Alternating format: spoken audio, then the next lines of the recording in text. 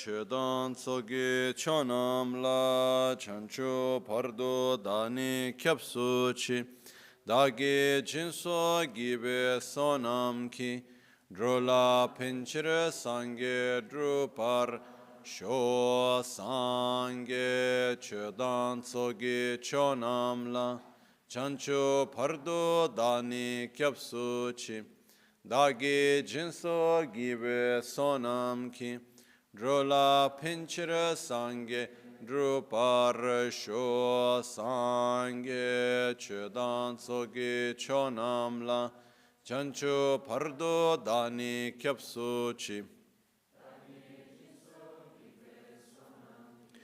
drola pinchira sange drupar sho.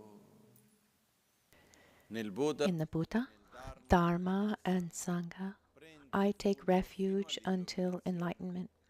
With the practice of generosity and the other perfections, may I obtain Buddhahood for the benefit of all sentient beings.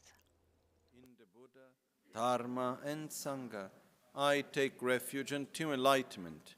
Through the practice of generosity and the other perfections, may I attain Buddhahood for the benefit of all sentient beings. Namo ya lai ke da luda ne jinke rubundan da mi ke namda rowa kuinge dhanama chi tsampa thamche ke to dagi cheten to thamche ke to dagi cheten to.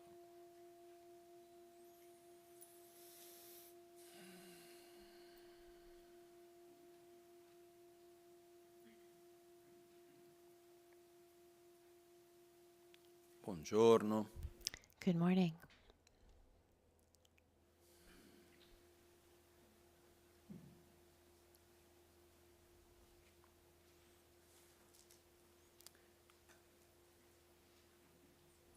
Io credo I believe che molto spesso that very often è più importante it's more la domanda che important la risposta. that the question is more important than the Quando answer. noi ci permettiamo And when di we porre allow domande, ourselves to questo ask vuol dire che la questions, nostra mente si that apre means that our mind opens in that quel direction. momento And poi from ci that fa la moment, that possibilità gives di us the poter trovare. possibility to find an answer. Prima di entrare And oggi before in going questi into the incontri abbiamo, teachings that we have c'era una here, cosa che volevo there was something sfiorare that I wanted to touch on perché briefly. ieri, Yesterday, è stato ieri was it pomeriggio, yesterday afternoon? ho avuto un momento con I i ragazzi del campo invernale. I spent some time with the winter camp children, and before talking to them, Del teatro selvatico, that there were vengono qui also con noi da the poco. counselors Abbiamo of the parlato con i the ragazzi Teatro studenti Selvatico, the wild theater that take care of them, and some questions came e up. in essenza la domanda And riguardava the qual è la question differenza fra was, what's the difference between dream, desiderio, desire, necessità need, e and speranza. hope? Aspetta. No, it was dream, objective, need, E desiderio. Poi la speranza and dall'altra parte la seconda. desire, and then Prima hope di was tutto the second question. potersi So permettere di first porre of all, questa domanda non è ovvio. it's not obvious that one asks such a Ed è una question, delle cose più belle and per me one che of the most beautiful iniziando, things. preparando meglio la I fila, mean, generally not preparing a anything seconda di quello che ho before, bisogno, according to the permettermi di needs of the riflettere. time.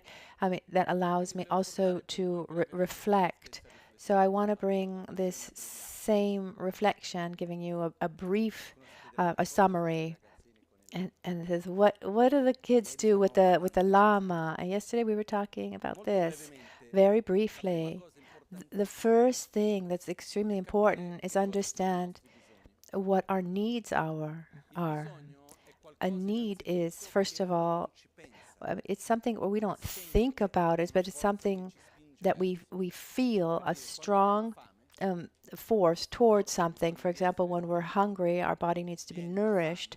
So hunger comes, one looks for food, not because one thinks, oh, I should eat. It's not a conceptual process. It's something that pushes us towards that thing because there's a need at the basis. And it's very important for us to understand what our needs are. Also because once we have clarity about our needs, we can satisfy them. Come posso dire, And how can I say? non esagerare, non fare di più di quello che Not exaggerate. At the basis, we have four types of needs. The first is the ones that come from our body. We need to eat. We need to nourish our body. We need to rest. We need to protect ourselves from the cold and from heat. After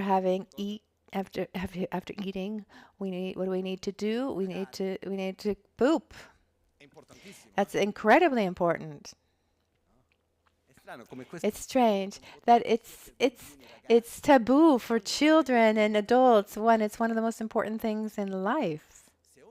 If one eats and doesn't have this ability to to release what one doesn't need anymore, I mean, one gets sick right away. I mean, that's another need that we have. We need to digest and expel what we don't need anymore. We need to sleep. We need to rest. These are the needs, primary needs of our body. We need to keep our body heat stable. It's interesting. The body works so hard to keep its own temperature stable. So, without getting into details now, we have physical needs. And if we observe, we dedicate a lot of energy to satisfy these physical needs. We work. Why? To be able to have a place to live, to have food on the table, to get dressed, to go to doctors, etc., etc. Right? So what happens is, I mean, it's important for us to understand what our needs are and not do more. When instead the need becomes a desire, something that I want for a pleasure, then very often we go to an extreme. For example, in reality, we eat because we have this need to nourish our body. And the fact that it's pleasurable and suffering comes from being hungry. But what happens when we eat too much? It has the opposite effect, or we eat something that we want, something that we like, but what's not good for us. What happens? Years ago, the first time I had to stop eating one thing or another, of course, the doctor took away the things that I liked the most. At the beginning, it was difficult. And then I remember one day that I was at a restaurant in front of food, and I thought to myself, why do I really eat? Why do I eat? Think about how much time how much energy and how much work we would save if we never had to eat. We need to shop, we need to cook, we need to eat, we need to digest, we need to expel. Think about all the energy we put into just eating. So, but why do I eat? I eat because I need to eat. That was my logic. But if I eat because I need, should I eat what I want, what I like, or what I need? I should eat what I need. And it was just really something clicked inside of me, and I really accepted that.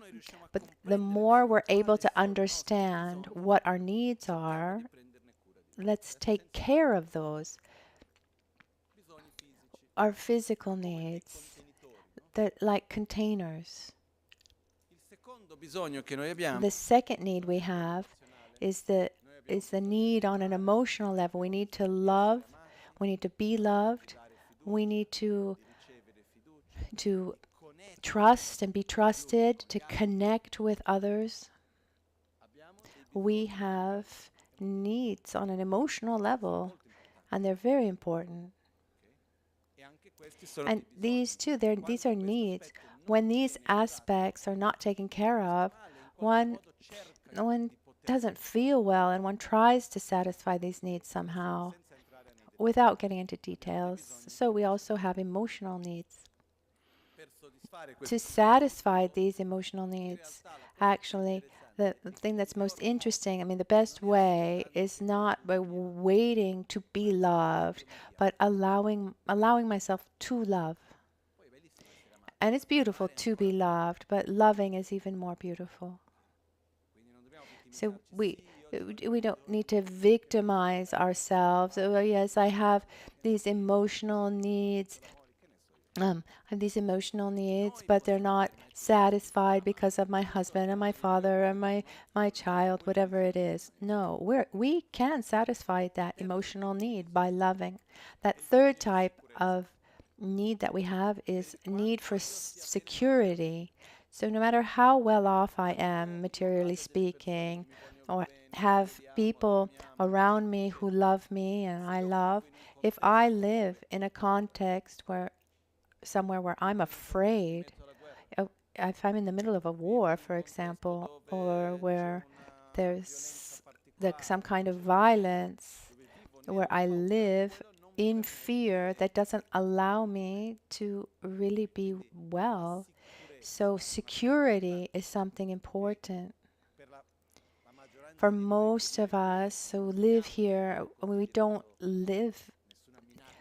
have such a direct, a strong threat. But there's something interesting about this. If we take, for example, people 100 years ago or 200 years ago, and in our society today, which group had more threat to face?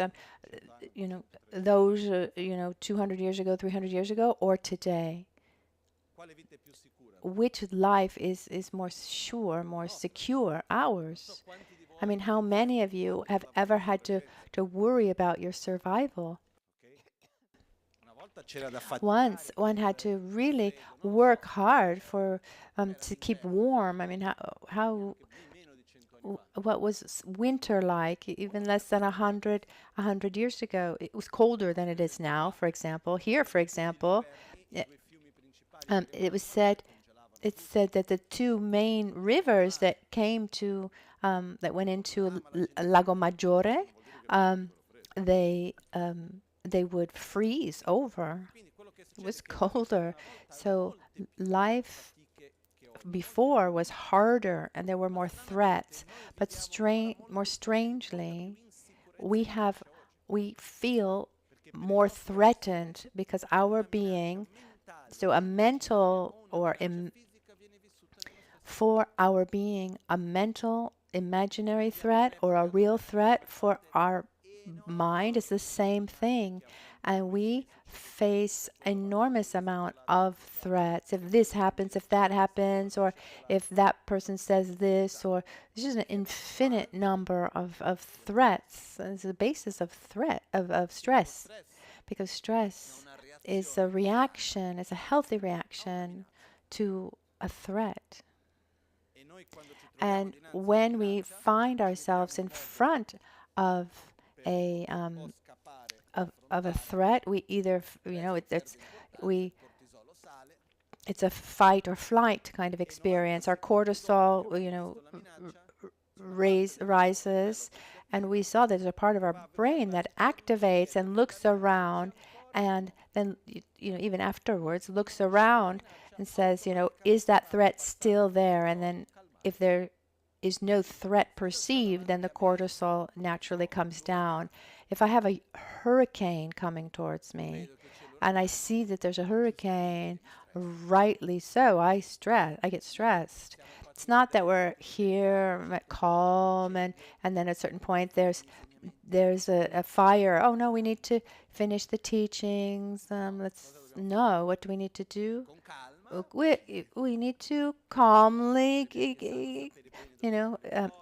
get out. It's also good to know where the doors are. But what happens is when there's a threat, rightly so, it should be faced.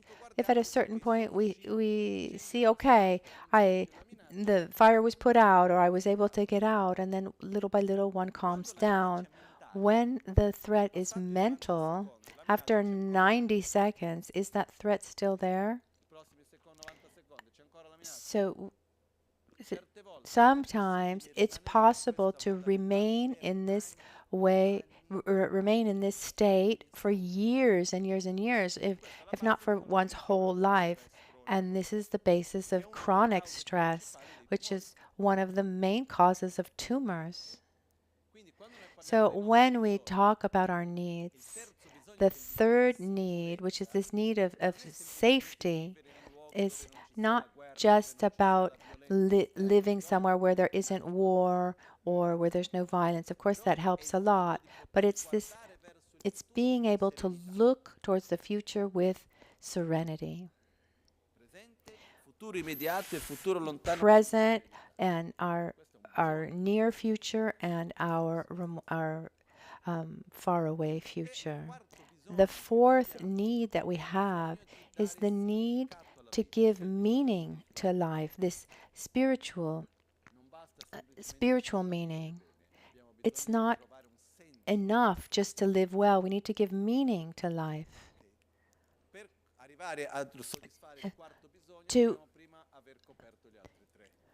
To cover that fourth need, we need to have covered those first three. So one thing I invite you to do, it's also the homework I gave to the children, is to observe what your needs are. Each one should try to recognize what your physical needs, your emotional needs, your needs of safety, and your spiritual needs, and what do I do to satisfy them.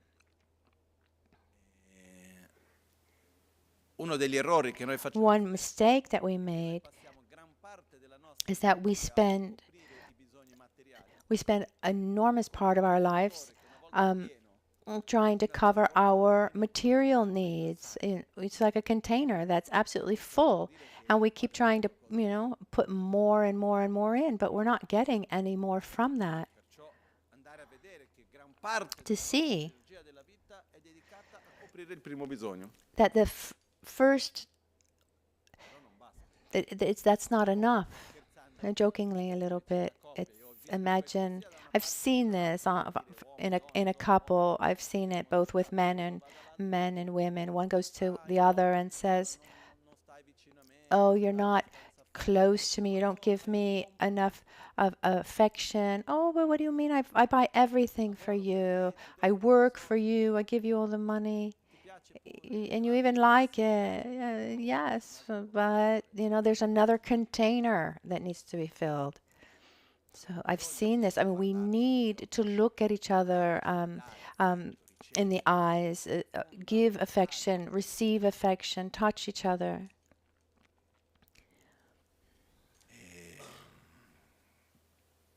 Okay. Quindi questi sono I nostri bisogni. So these are our needs. A dream, instead, is when we allow ourselves to imagine something positive for us, for others, that in this moment seems impossible. It's to allow ourselves to imagine the impossible. Imagine the impossible so it becomes possible. And this is one of the greatest powers that we have as human beings, this ability to imagine, to dream, even material things, things to invent, inventions. Makes me think of Stanley Kubrick's Odyssey 2000. That was made in 1977. What was there? There was a video call. Has anyone seen that movie? You remember there's the video call, the moment. There was a scene. I mean, they weren't even digital cameras. They weren't flat screens. I mean, all the things that we have today, not even the idea of those things. Someone is here, someone is there, and they see each other through this, through this video call. So first you need the idea, and then you need the necessary steps to make that dream a reality. The various steps that one needs to take to get there. And in Buddhism, one of the things that are important, we need to secure our needs. So it says, what does a Buddha do when he helps beings? He acts with the 4 forms of generosity, 4 ways of satisfying these 4 needs.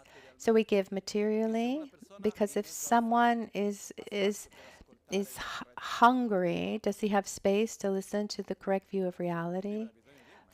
His first need is to eat and satisfy this hunger. So first we help materially, then we give love to cover this emotional need.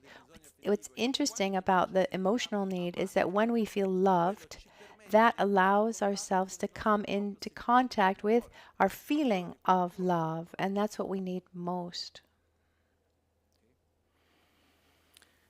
Then there's generosity of giving protection, and then generosity of giving the Dharma, the spiritual path. This is the way that we can help others, and this is how the Buddhas act for the benefit of all beings through these 4 types of generosity. When we enter our spiritual path, that first step, when one enters really, and I've really started this path, let's say the entryway, that's when I start dreaming. When I say, I want to get out of samsara, I want to reach inner peace, I want to be well with myself independently of where I am, with whom I am, and what situation I'm in. I have this objective.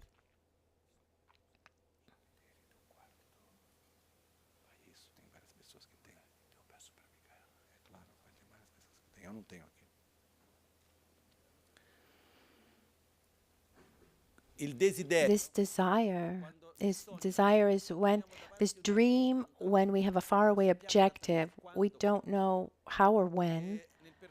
And along the Buddhist path, it's called Nechung in Tibetan. It's unfortunately translated as renunciation. Maybe you've heard of the translation, or you've heard of the term renunciation, which in my opinion is not a good translation, because when we talk about renunciation, it gives us this idea of sacrifice, when instead nebar jungwa in Tibetan is particular, because you can really nebar jungwa, nebar jungwa, and then you make a contracted word. Nechung is nebar jungwa, and it's for so many things. It's like this, like once translating a prayer of Kyabchen Chökyi Rinpoche, the master of Lama Michel Rinpoche, and it said Chichang. Chi literally means throne, and Chang means many things, but also north. And so the first time it was translated, it was the throne holder of the north, when it's actually when it's actually a contraction of Ganden Tripa is Chi. Ganden Tripa, Chi.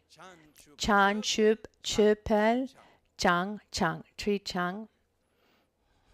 So the problem is that when you go translating, Tri Chang became the throne hold. I mean, if you really, it would be the throne holder of Ganden, etc. So Nebar means Nebarjunga. Nebar means certainty, total certainty. When something has to happen, you're sure about something. And Jungwa means to get out of something, to emerge. So it's the certainty of getting out. Getting out of what? Suffering. To be able to get out of the cycle of samsara.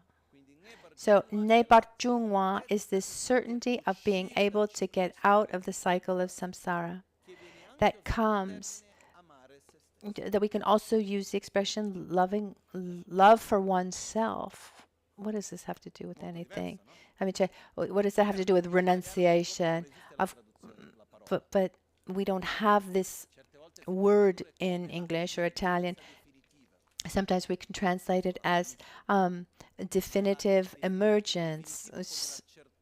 Sounds a little strange. It's the certainty of being able to do it. You're in prison and you know that you can get out. You're sure about it. It's the dream of getting out. It's the dream of reaching a long-lasting state of peace outside of samsara. And when you have that dream, when you have that passion, that is when you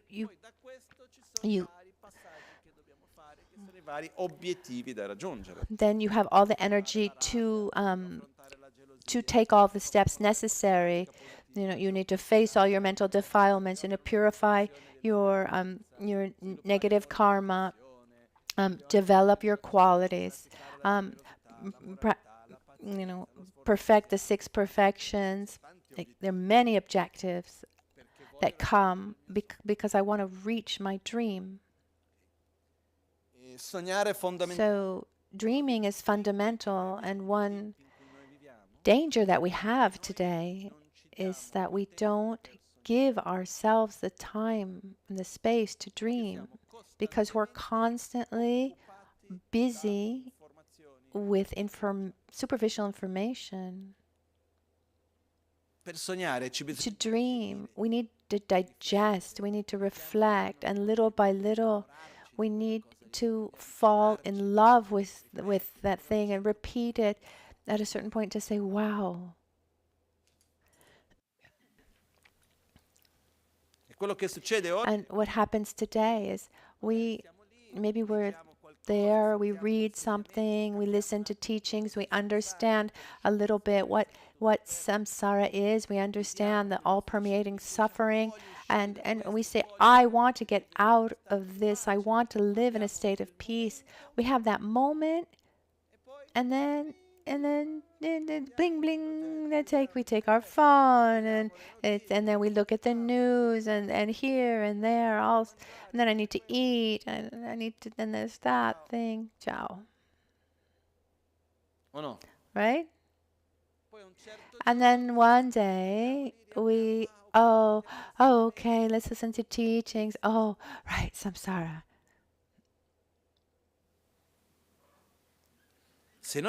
If we don't create space to allow ourselves to assimilate concepts, to bring them inside so that they're part of ourselves, we'll never be able to dream.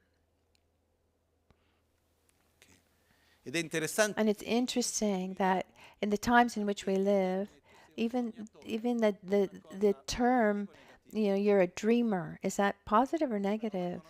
It has a negative connotation. You're a dreamer. You're not in contact with reality. But we need more than ever we need dreamers. We need we need to dream. It's fundamental. Just the dreams have a particular characteristic. It sets an important objective outside a context of time and space, but it's very strong. But it's still very strong. When I look around, what's happening on a political level, social political level, in this moment, I mean, we're very far from what I think is the best for all of us. But one difficulty we have is it's very difficult to have shared dreams for what we want for our society, what we want for our environment. And I realized this very strongly when I was in Brazil quite a few years ago, when there were many demonstrations against corruption, etc. And on one side, I say, "Oh, wonderful! How wonderful that people are demonstrating." But then hearing the demonstrated, what I wasn't able to understand was, okay, it's very clear what we don't want, but what is it that we want? And that time, I went to a friend who is the owner of a weekly or monthly magazine. It's a monthly magazine, very nice, cheapy. And talking to him, I said it would be really nice to ask the question, what's the Brazil that we want? What's the Brazil that we dream of? And so we had a meeting with about 30 journalists who work for his journalists work for his magazine, and said, okay, let's see what he started. I started talking about the importance of dreaming, and I saw how difficult it is to dream. But what happens is when we point the finger on what's not going well, but we don't allow ourselves to direct to ourselves to what we do want, after a while we get tired of complaining, and we just stay and then we just accept that negative state. I mean, and then they actually did an article of the Brazil that they're dreaming. So when we're talking about our society, when we're talking about the environment or education system, just on the level of an infinite number of things, it's good to look at what's not going well, pointing the finger at the darkness, but we also need to look towards the light and dream, go towards what we do want. So the thing that's beautiful is that when one allows himself to dream, then that influences the people around him, and then we can share dreams. And when more people share a dream, we create a strength for that dream to really become reality. But we can't expect someone to start dreaming. We need to dream. So set that objective, and Buddhism is based on two main objectives that the Buddha manifested, and we tried somehow to follow. The first dream is, I want to get out of samsara. I don't want to suffer anymore. I want to live in peace. And I think that this is possible through an inner process, not external one. And the second one, which is the development of the first, I want everyone to be well and out of samsara. And I'll do everything I can so that this happens. That's the dream of a bodhisattva, the so-called bodhicitta, the mind of enlightenment, this desire for everyone to be well. You could even call it a utopia, these dreams And this word utopia, even today, that also has a negative connotation. When utopias are fundamental. When there's a utopia that allows us to overcome obstacles, maybe we don't get it right away. We don't realize that utopia, but we get much closer than we can imagine. But dreams are not spontaneous. We need to put energy there, and little by little build them up, share them. My dream helps your dream, and together we construct our dreams. And once we have these dreams, we can have clear objectives. And in the middle of this, there's a force in all of this that pushes us, and that's a desire. What do I want?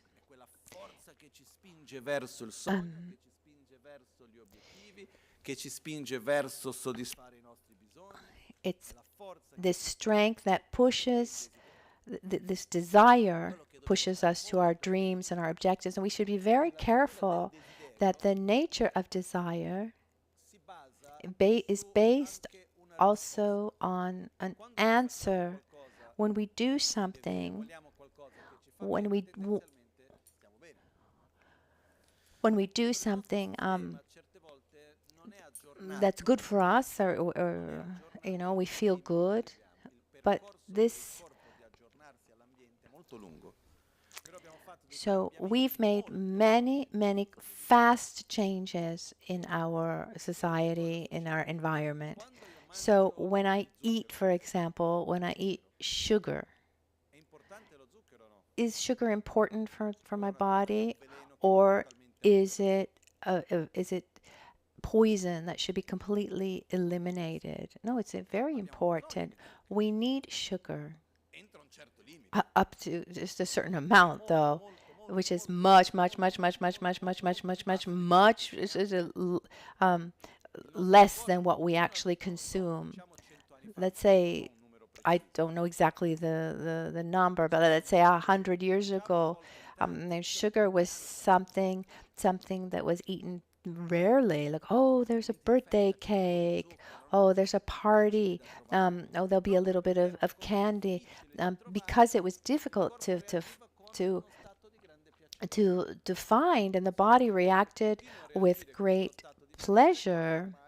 But we've created many problems now with the amount of sugar that we eat, the way our body reacts. Many of the problems that we have, health problems and mental problems, are strongly connected to the quantity of sugar that we actually consume. We were not able to metabolize the amount of sugar that we eat. There are studies that show the amount of you watch the charts that show the increase in the consumption of sugar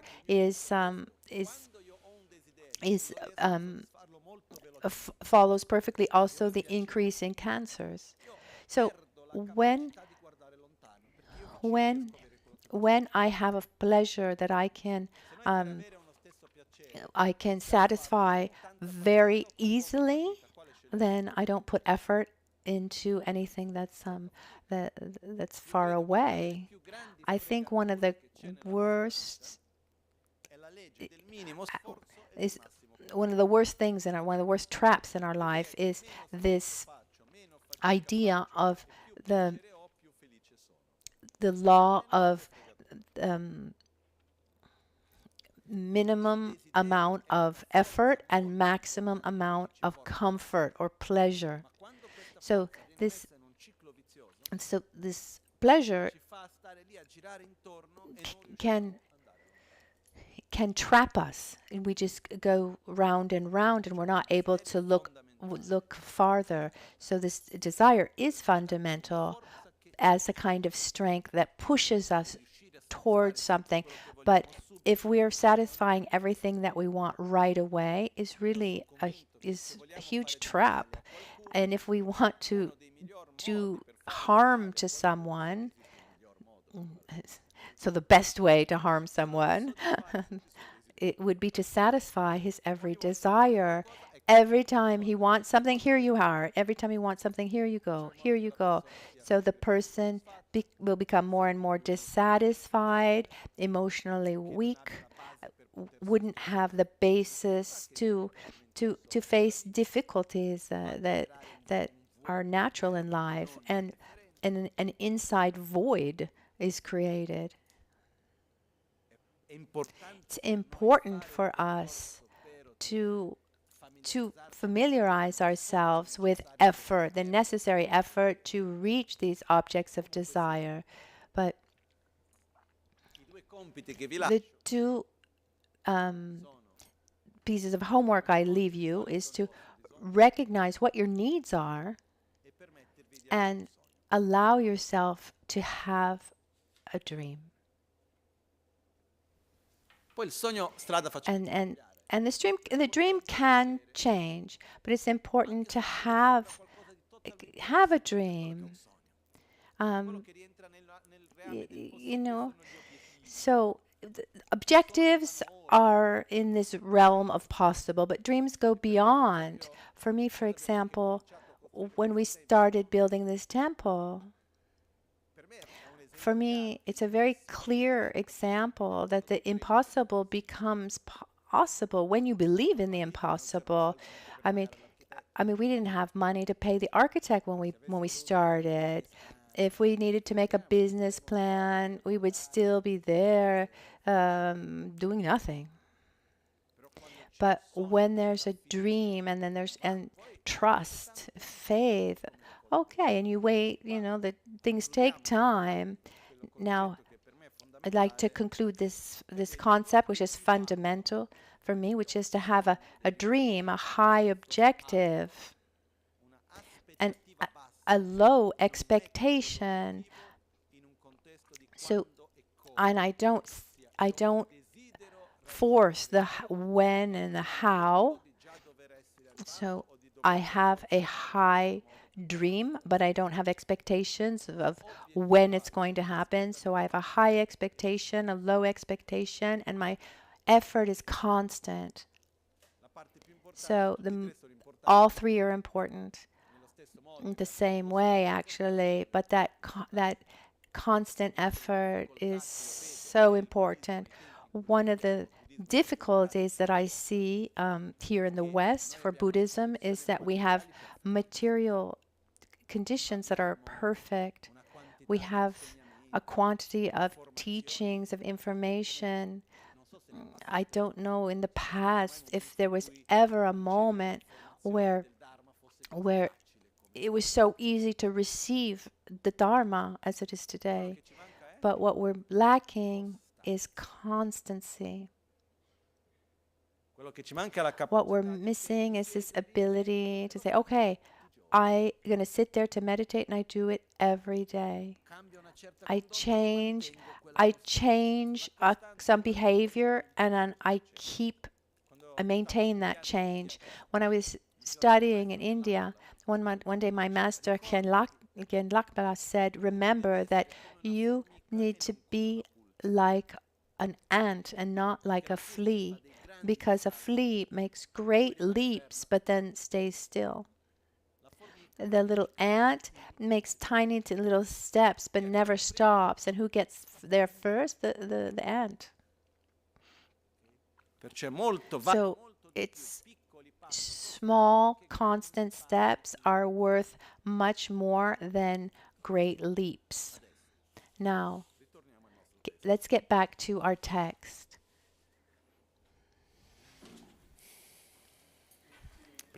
Let me just take the Tibetan.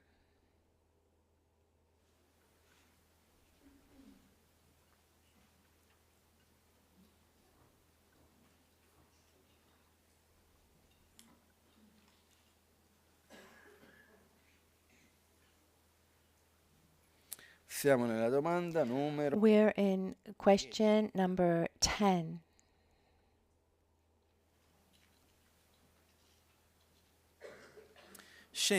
mikpa kang gomyas tuzula tu ngoshidang tun par niesu je gobena tu ngoshitse mikpa kangra shi gomnas te tunzamla gejor namgi mikpa chelu jitra shikchena te ngoshi bogdon tu gyorus. Tungo mikpa gomchenes tunzam su yangoshi mikpe drangdan korimso drenshe gyayi debadans gomdon gyola kewechir tsokso drip jong gyabtengi sunrab tashin samchene ngoshi bogdon chok yin shes gombo kyogi lekbar nga.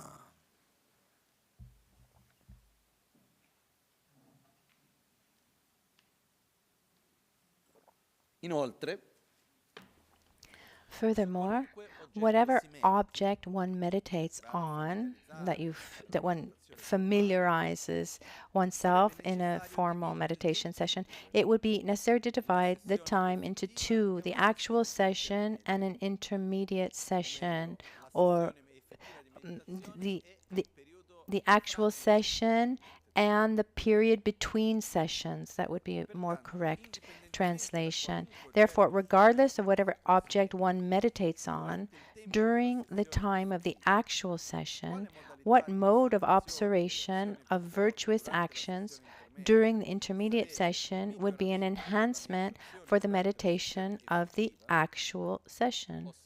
Or rather, if we want to familiarize ourselves with something, there are two necessary ways. We put all our energy to familiarize ourselves with that. So these are the techniques of meditation. And then there are the moments where we're eating and walking and talking and getting dressed, are our daily activities outside of the formal meditation session. So what should we do outside of this formal meditation session so that it is a support for the formal meditation? This is not very relevant for many of us because we don't meditate. Sorry if I'm so direct about it, but let me just take some steps backwards. I mean, why should we meditate, and what is meditation? So our being on a physical and mental level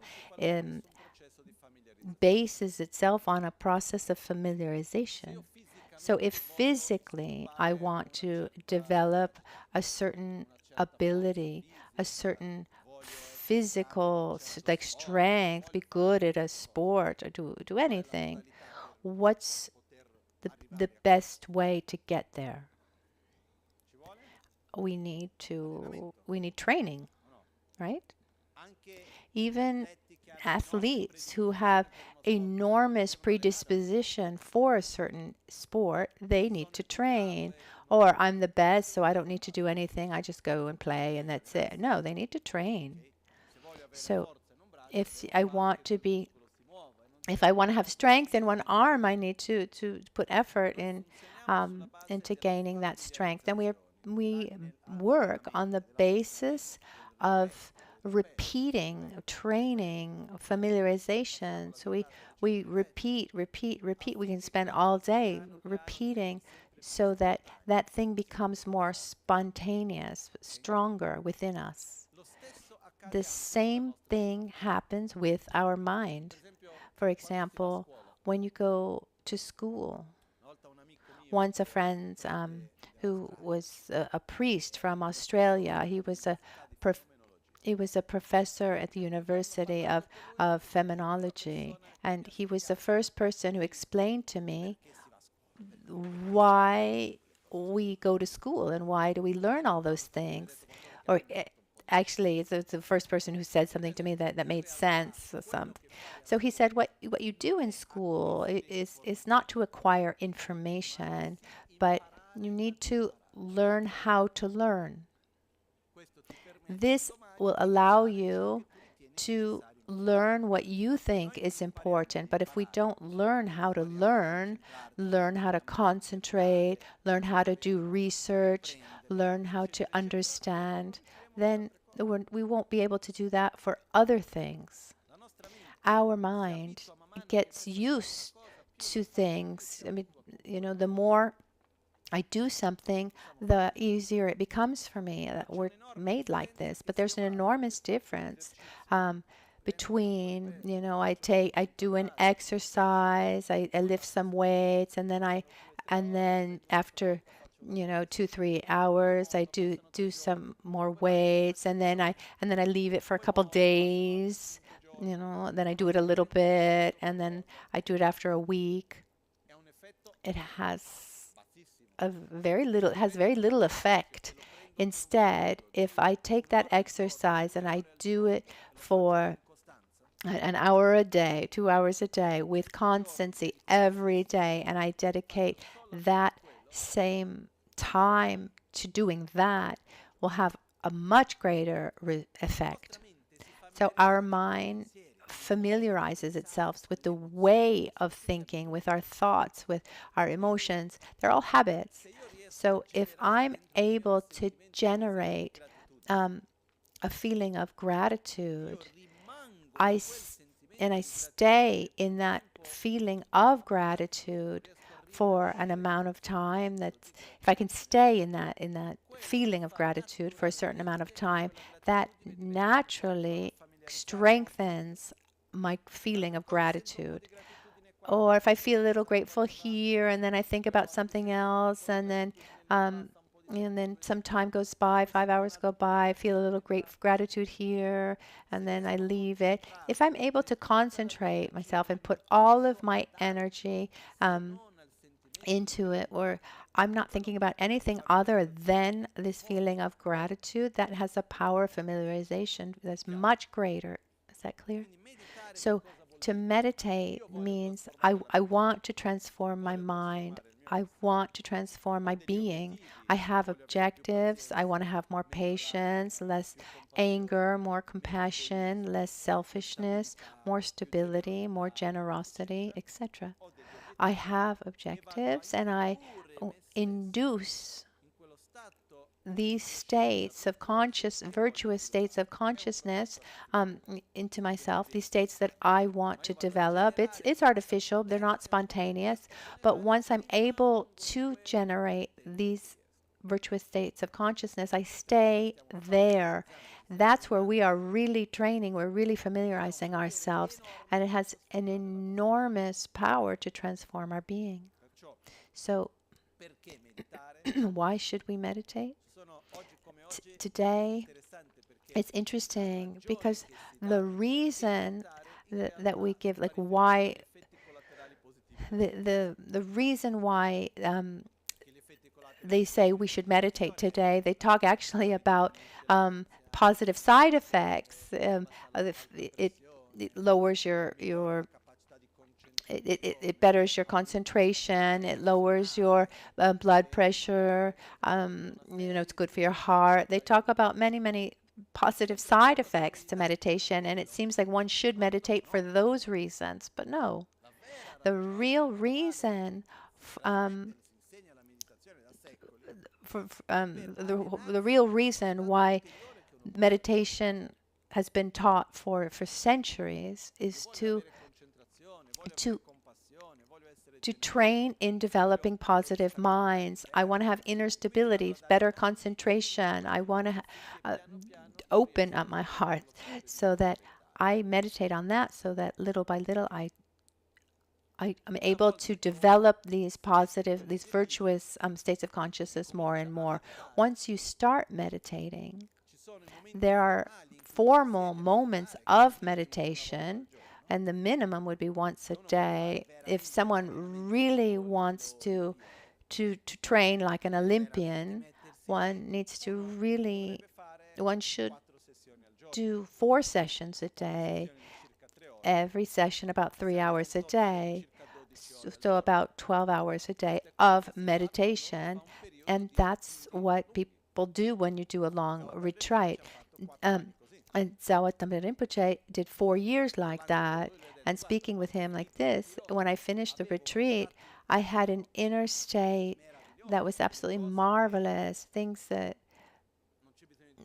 I mean, no need to explain now, but states of realization. But after 2 years, not keeping up that that level of like formal dedication, it was it was less. I mean, talking about one's levels of concentration, clarity, even during dreams. I mean, so many things that are possible, but they require a lot of energy.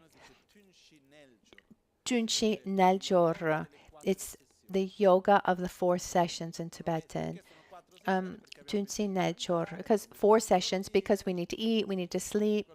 So it's not, so 1 session before dawn, 1 after breakfast, 1 after lunch, and 1 after dinner.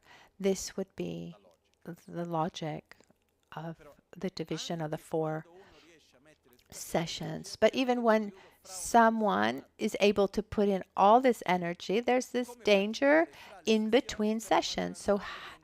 So how to practice between sessions becomes really important for us, because we spend a lot more time out of session, out of a meditation session, than an actual meditation. I mean, how long does this session in between meditation sessions last for all of us? Days, weeks? I mean, hopefully not much more than that. But normally, we're not talking about 2 or 3 hours. Maybe if it's going well, maybe you do a half an hour of meditation a day, I hope.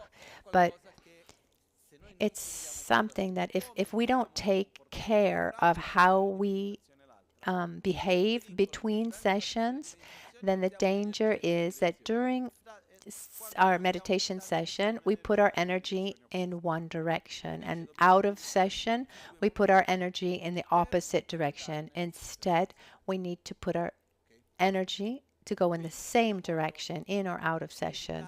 So if I want to meditate on gratitude, I sit down, I breathe, I bring myself to this present moment, I induce these feelings of gratitude, and I stay in this feeling of gratitude. But when I'm not in that meditative state, it's important for me to thank, to remember the positive things that exist. And there's certain things I need to do to uphold that feeling. And this is a question that Lama Tsongkhapa asks. It's also very important because since the time of Lama Tsongkhapa in Tibet, many gave importance to meditation and not a lot of importance to this in-between session. Instead, they're equally important. So Panchen Losang Chökyi Gyaltsen answers, in the actual session, one meditates on the relevant object, and in the post-session, one also tries to seal the number and the sequence of the meditational object of the actual session with mindfulness and introspection. What does that mean? So I go to work on gratitude. When I'm not meditating on gratitude, then I should go, I should read things on gratitude, list the types of gratitude, list the reasons why I should feel grateful. I familiarize myself with gratitude. So in a process, let's use the term mental. So there's a kind of inner dialogue. Why should I feel grateful? What do I receive from others? What is the benefit of this, etc., etc.?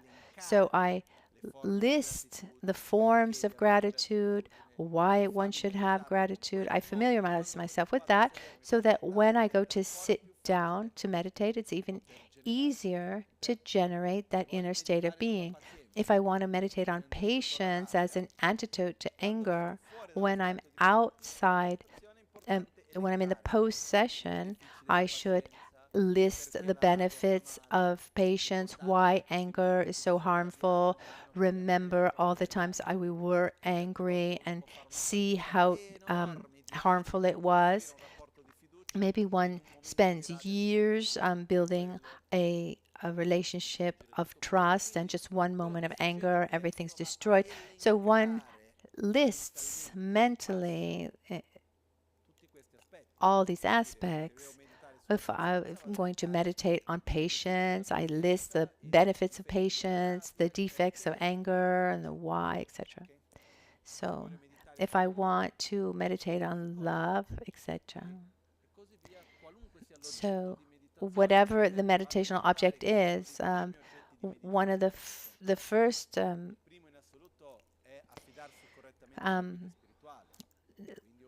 relying correctly on a spiritual guide is the first of the meditational object. So outside this session, one should list all the benefits of the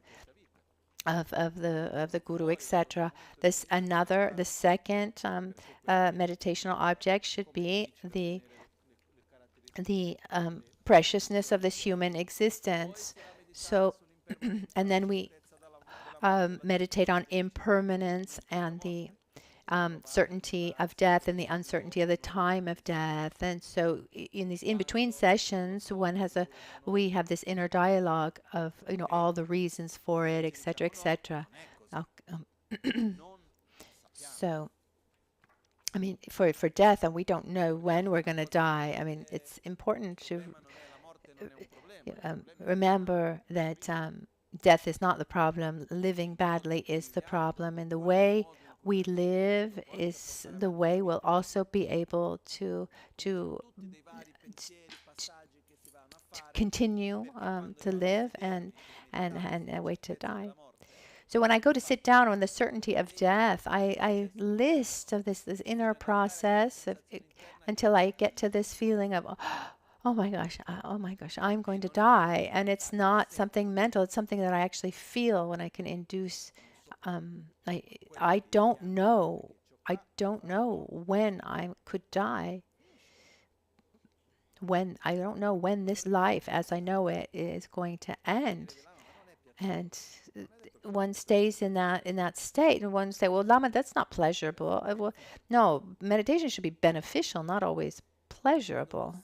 When you feel that certainty about death, then one goes to the next step, which is this urgency to make one's life meaningful, and to not lose time, going round and round on superficial, silly things. And I dedicate now, which is an example on many levels. There's a girl in our Sangha. I gave her the new name of Devi. She's quite young. And she's in a very difficult moment right now. She has an extremely rare sickness and unfortunately a very aggressive brain tumor. And one day she was absolutely normal. Programming her life, everything was fine. From one day to the next, she started this degeneration process. And today, they don't know how to take care, how to treat this tumor. But she has shown something very important. She is able now. I went to go to her on the 1st of the year. You see someone who physically is not well. She's several tumors. She's without getting into detail, she's not well. But there was a certain of incoherence between her outer and inner being. Just to give an example, and I asked her, Devi, so your body aside, your body that is tiresome, you know, but how are you? And she says with a smile, she said, I'm fine. I mean, so she was serene and she was peaceful. She was full of gratitude, without fear, without anxiety, without resentment, with look with death really close, looking her direction. I mean, she's an example for all of us. So this first step, going towards death, is to not have fear, not have regret. We need to. It's not that the day of our death that a saint is going to arrive. No, we need to be that saint. We need to live in the best way possible, so that when that day comes, we have a stable mind.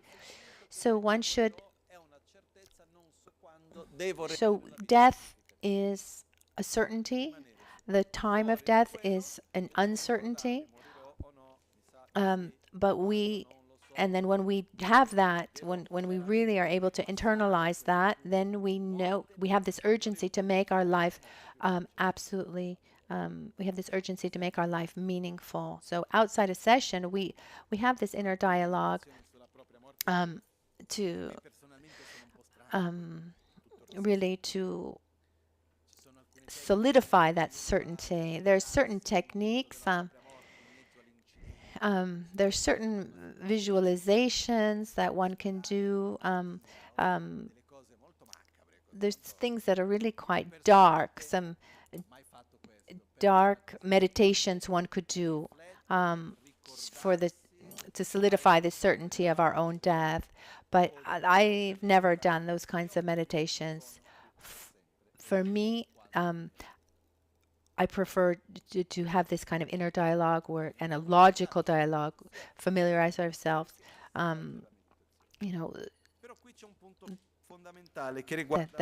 we don't know when we're going to die. So Panchen Losang Chökyi Gyaltsen says we need to have mindfulness and introspection. So Dharma and Shishing. And let me try to explain what they mean. They can be translated in many ways. Let's imagine that I need to go to Milan by car. So what happens is, as I'm on my way, I forget where I'm going. It could happen that at a certain point, I follow a habit and I take the wrong road. I'm sure it's happened to everyone, where you take a road that you take all the time, but then to this day you're going somewhere else, but you end up taking that road that you always take. So I have this objective of going somewhere, and then I'm going there, but I forget that I'm going there. My tendency would be to follow my habits. If I'm always going there, then I don't need to worry. But if I'm going somewhere else, then I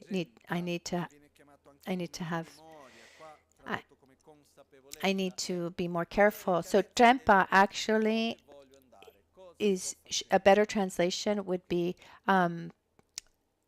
like memory, or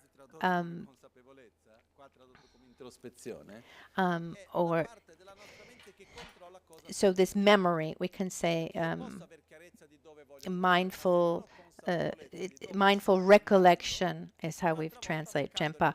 Introspection can also sometimes be translated as mindfulness, but here is written introspection, but it's an awareness, Trempa, which is where I want to go, this mindful recollection, and this introspection is that mindfulness, this kind of vigilance. So we need to train ourselves even outside our meditation session.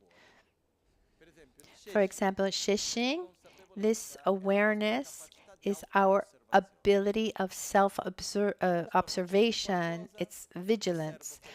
I'm doing something, I watch what I'm doing and how I'm doing it, and oh, I'm not doing it so well. Like I adjust my direction. It's our ability to watch ourselves and have like self-awareness, self-reflect, so self-introspection. But it's vigilance. And the other one is about maintaining clarity of our objective. I think it's happened to everyone to have the total lack of drempa when one's home, for example, and you just go from one room to another to do something, and then you get to that room, and then you don't remember why you went there. Okay, it's not just me; it happens sometime. So you can say, okay, maybe look at my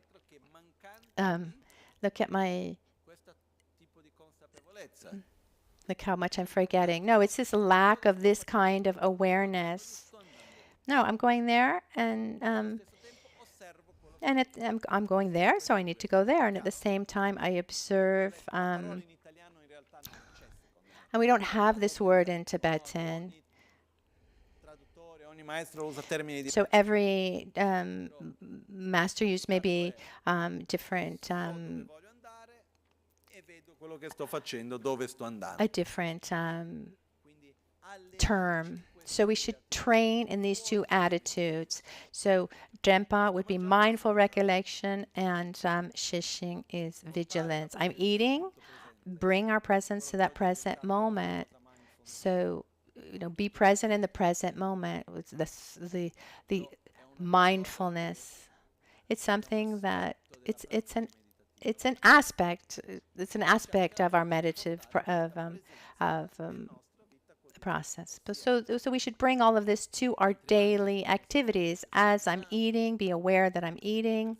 For example, as I like, for example, when I'm taking a shower, I like feeling the temperature of the water. I have this feeling that it's warmer at my head and cooler at my feet. I mean, feeling this difference, living this moment, being there, being present in what I'm doing.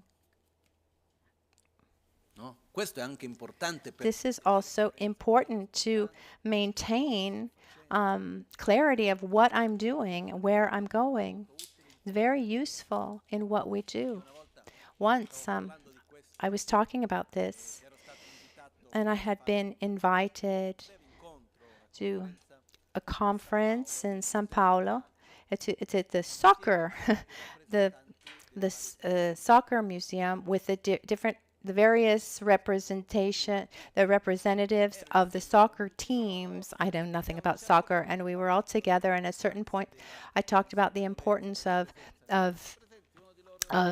awareness and this my recollection and vigilance. And they said, Lama, it's just like soccer. I mean, if you're on your way to shoot the ball into the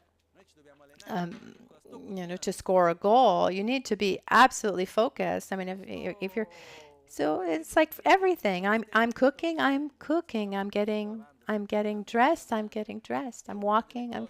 I'm walking. And something that goes against this is the famous multitasking, which is really, which is technically impossible because we're not able to do.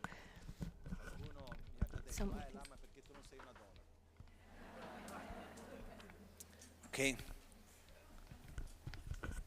Da un punto di vista, from a point of view, neurological, we're not able to do the same things at the same time. We can jump from one thing to another, but we can't do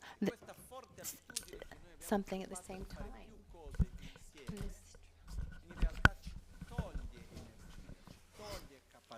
Non ci aggiunge di più. So we have to train ourselves when meditating. When I'm meditating, I'm meditating. When I'm reading, I'm reading. Questa è una cosa che This is something which is actually very important. And we have to protect ourselves because always there's always less and less opportunity to be present. It's very easy to get distracted. Have you ever had the opportunity to be at a restaurant with someone else? The other person goes to the bathroom, toilet. Immediately we take cellar in our hands.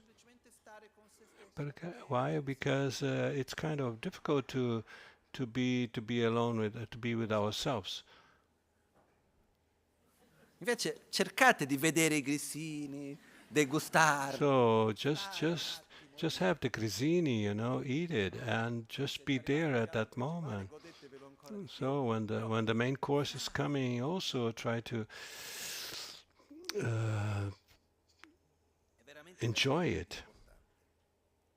Il prossimo punto The next fundamental basic point is to generate the significance of the meaning of the quindi la consapevolezza, la pazienza, l'amore, la saggezza, eccetera, e poter mantenerli. Se uno raccoglie if one e purifica le in order to generate meaning and meditation one's continue in one collected accumulations and purified obscuration perfezionare da soli la pratica della sessione effettiva, come è contemplato dal Salvatore. Qua il by reading scriptures and thinking about them as support. This will be the best to enhance the practice of the actual session as it is admired by the Savior him or yourself. So Savior here it's referring to Lama Tsongkhapa. So what does it mean? Cerco di essere breve. I'll try to be brief, to get right to the point. No one of us is able to experiment anything without having created the causes to experience that things. Guarda, chi deve ringraziare chi traduce sono gli italiani, non quelli che parlano inglese, che se no dovrei fare la doppia lingua. Quindi ringraziamo anche la ARA. Adesso chi ci parla che sta traducendo. We have to also to thank the translators, not those who speak English, but those who speak Italian. Otherwise I would have to speak both Italian and English. And the professionals they do very short periods, like 20 minutes, and Ada is working endless 3 hours in a row. We really thank her and to her and all the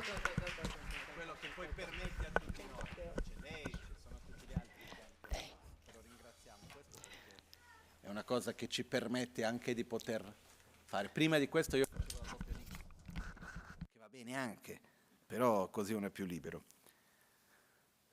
Quindi quello che succede è che per poter avere qualunque esperienza non si può sperimentare ciò per il quale no matter, we cannot experience a result without having created the causes. None of us can experience anything without having created the causes. And there's nothing, and this is part of the law of karma. Non so se è chiaro Is questo. that clear? Imagine using an analogy a little bit material. I mean, I can't buy anything that I haven't saved up for. And if there's something that I buy, it's because I have enough money to buy that thing. And so similarly, what I live in my life, what I experience today is what I've experienced up to today. So I cannot experience anything for which I have not created the causes and conditions, and at the same time, everything I live is a result of all of that. So one of the errors we make is that we think that it works a little bit like the points system. Oh, I don't like a friend. A friend says, I don't like when you talk about karma. It seems like esse lunga, fidelity points. So you have this many points, you win this. No, it doesn't work like that. We're not talking about a point system. We're saying that nothing exists without the causes and conditions that allow it to exist. If we live something, it's because our life in the past, they've done things, and that over time have allowed us to live this thing today. And we can't live anything without having created the causes for that thing. On the other side, if I want to live something, I need to create the causes to be able to experience that. When we're able to meditate well, this helps us to generate an inner state that is very pleasurable. We get out of our cycles of suffering. It helps us familiarize ourselves with our inner qualities, and to do it, it's not enough just to have the technique. We need also to have a basis. Let's use the term energetic to uphold that practice. And here it's a little bit difficult because we don't have this term in our language. In Tibetan we say sonam and dikpa. In Sanskrit we say we say punya. It can be translated as merit. But the point is, when I create any kind of interaction, there's a kind of inertia, a force. The example that I've given many times is if I take this stick and I throw it, once I've opened up my hand, the action of throwing the stick is finished, but I've generated a kind of strength, a force that makes it so that the stick keeps flying. And what is that force? It's not the action of throwing, because that action is finished, but that action has generated a force and an inertia, a force that allows that stick to keep flying. Imagine throwing this stick outside the atmosphere in space. I throw the stick. What happens to the stick? I've never tried, but theoretically, it should just keep on flying because it doesn't meet any contrary force. If I throw it here, what force does it meet? Gravity and atmosphere. They're the two forces when I throw this. So that's why it goes towards the center of the earth. There's gravity that brings it down, and it also comes in to contact with the atmosphere. So that is what will eventually bring the stick down. So everything we do, physical interactions, our speech and our thoughts, this all generate a kind of force, just like the stick that's flying through the air. And this force keeps going. Until it transforms, until it meets something else. And in physics, we say that energy cannot be changed. Energy cannot be created, but it only transforms. So whatever energy there is, as I'm speaking, as I play the singing bowl, it's not energy that is created, it's energy that is transferred from one thing to another. So this energy transforms. It's not created, and it cannot be destroyed either. Is this concept in physics clear? And it's also valid in the Buddhist philosophy. So I do something, and sooner or later it transforms into something else. When we experience the result of our karmic of our karma of things that we the actions that we did ourselves. So when we experience the result of those karmic actions, we can experience them in three ways: as pleasure, as suffering, or as indifference. So when I feel good, I feel pleasure or peace, that's a result of certain actions that I have done, and they are manifesting themselves. When I feel suffering and malaise, that is also a result of other actions that are manifesting themselves. So actions that generate a strength, a so-called karmic force. Karma literally means action. So when the result is manifested as pleasure, that is said to be a virtuous, positive act. Instead, when an action manifests results which brings suffering, that action is called a negative action. That force that is generated is called karmic force. Sonam or punya is the force of positive actions. Papa or tikpa is the force or force of negative actions, karmic force. So the actions that will at some point manifest as pleasure, that is called that's considered a virtuous or a positive action. And instead, the ones that will an action that will translate, that will ripen as suffering, is the result of the so-called negative karmic action, negative karmic force. So we have the action, we have the karmic force generated, and the result. You can only experience the result only if there's a condition. So a condition is in the present moment, and it's of two types.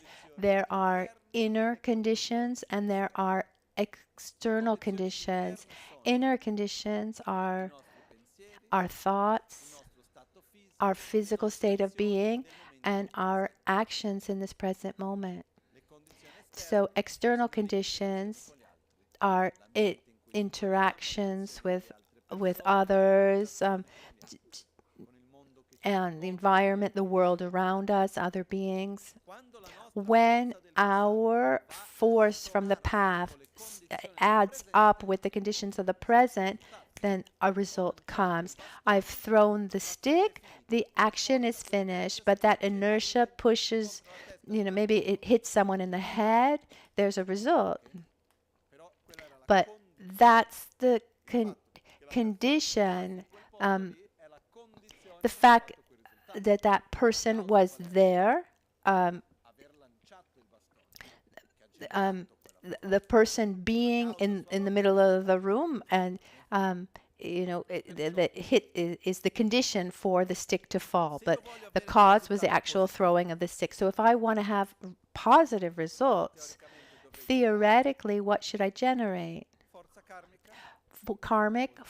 Positive karmic force. If I want to avoid suffering results, then I need to diminish and avoid negative actions. It's important to understand the difference between the positive action or negative and the positive or negative karmic force generated. So Panchen Losang Chökyi Gyaltsen answers, to be able to meditate well, we need positive karmic force that is support to uphold our spiritual practice.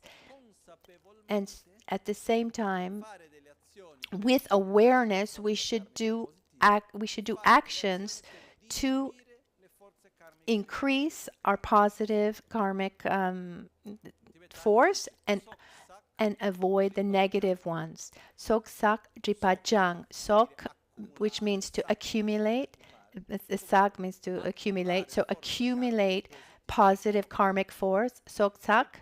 And dripa means obstruction, which makes reference to negative karmic force, and jang means to purify. So here we talk about the practices of purification, how to purify. It's not something we're going to talk about now, but in very, very few words. When I do something, an action, once I rejoice for having done that action, I increase the potential of that action. If I rejoice for a positive action, I make that positive karmic force stronger. If I rejoice for a negative action, I make that negative karmic force stronger. So when I regret, when I recognize that an action was wrong and it would have been better to not do it, that diminishes that force that was generated. If it's virtuous, I say, oh, why did I do it? That person didn't even say thank you. So I'm decreasing that positive action. If I do something negative and I say, oh, why did I do that? I shouldn't have said that. So I'm diminishing also that karmic force. So when I recognize that an action was negative, I openly admit my errors without getting into the dynamic of feeling guilty. It's not that I'm bad. I'm in samsara. I have my ignorance, my whole stories. Okay, I recognize that was wrong. And it's incredibly mature to know, to recognize our own mistakes. It's a very important step to recognize our own mistakes. Just a couple days ago, I was here. I was walking in the stairs with a temple, and we were walking in the stairs, and I commented on something, and he said, "Oh, I actually made it. It was a compliment." And then he said, "No, I have a list of my defects, and that's actually one of them." So having a list of your own defects and knowing how to recognize the habits that are not healthy, that are not positive, that's a sign of great maturity, without saying, I'm guilty, etc. No, we have this list so that we can try to do differently. So to purify a negative karmic force of the past, there are 4 necessary conditions. We need to generate an attitude that is opposite to the one that we generated at the time. So if I did this action in a state of hatred, I need to generate love. I can't purify that negative karmic force maintaining that feeling of hatred.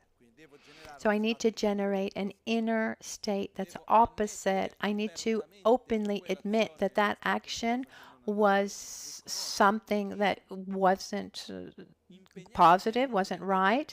And then I need to also take the commitment to not repeat it. And then finally, to do something that generates something positive that will oppose that negative karmic force.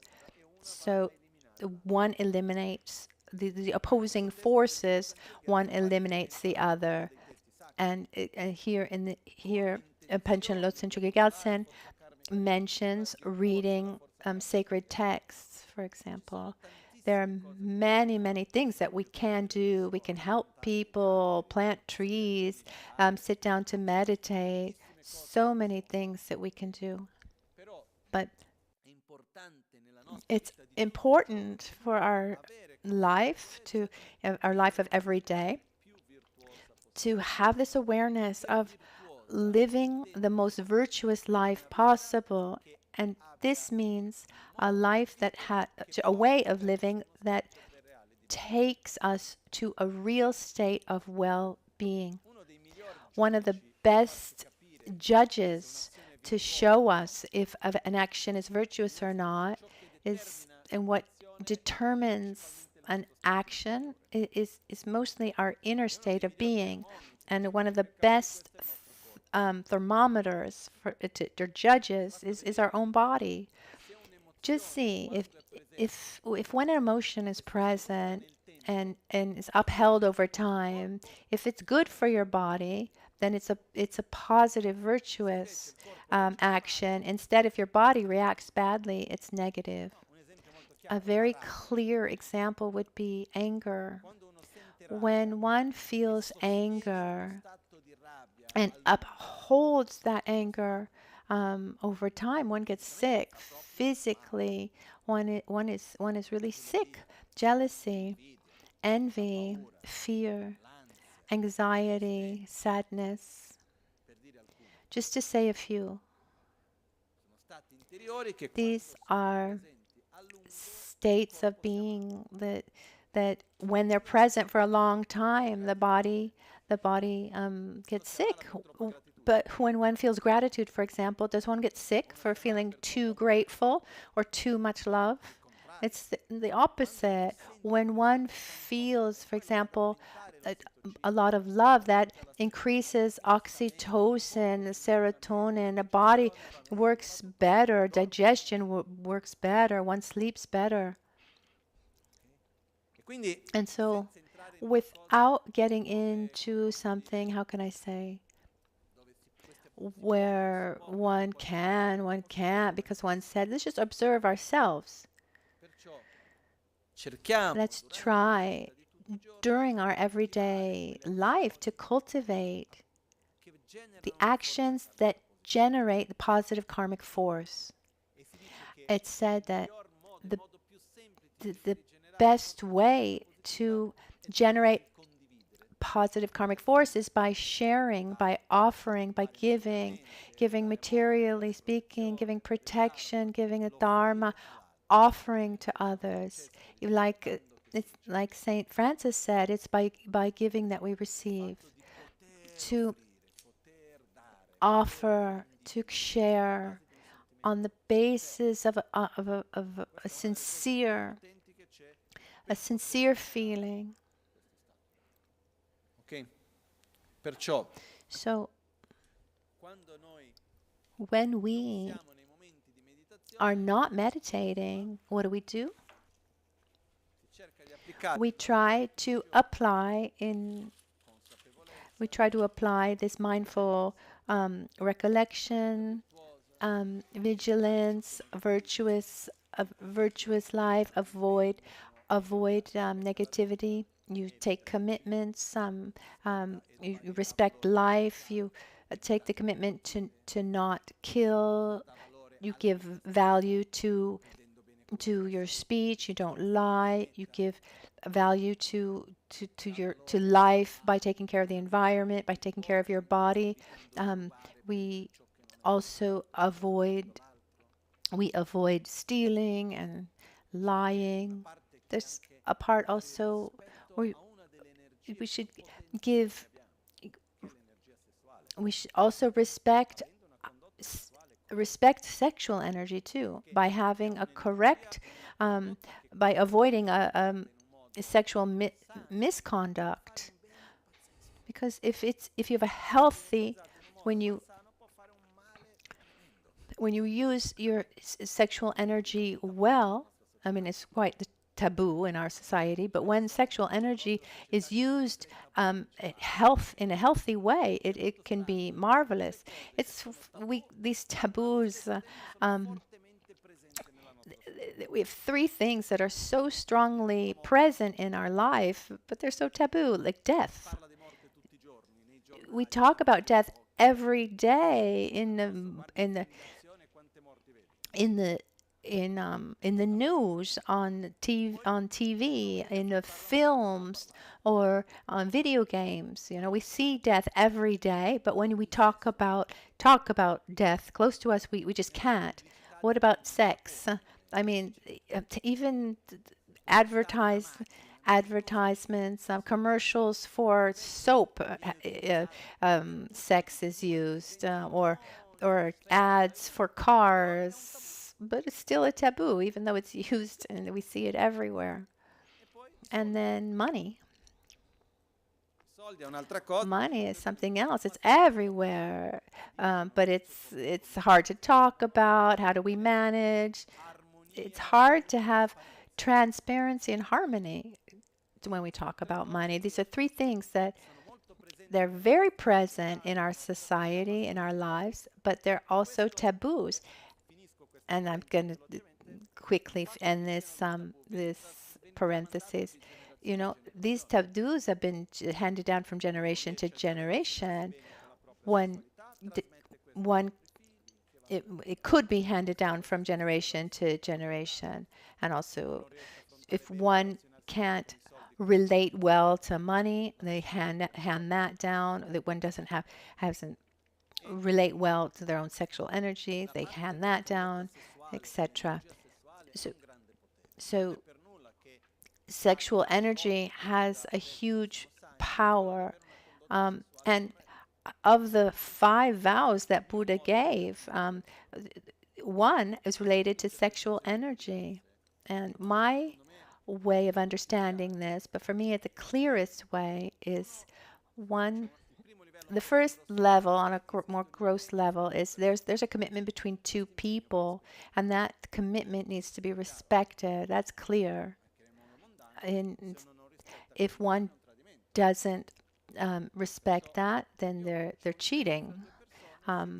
So you respect the commitment between two people. You know, or even, I'm very open-minded. Maybe the commitment is among 3 people. That's okay, but you just need to respect it without getting into details. What's important is that there's a commitment, and that commitment needs to be respected. Sometimes people say, Lama, you know, I have another relationship, the other one doesn't know, but I'm not doing anything wrong because the other person doesn't know. And I say, well, if there's no problem, then why don't you tell that other person about it? But even without knowing, that breaks harmony. That breaks something precious.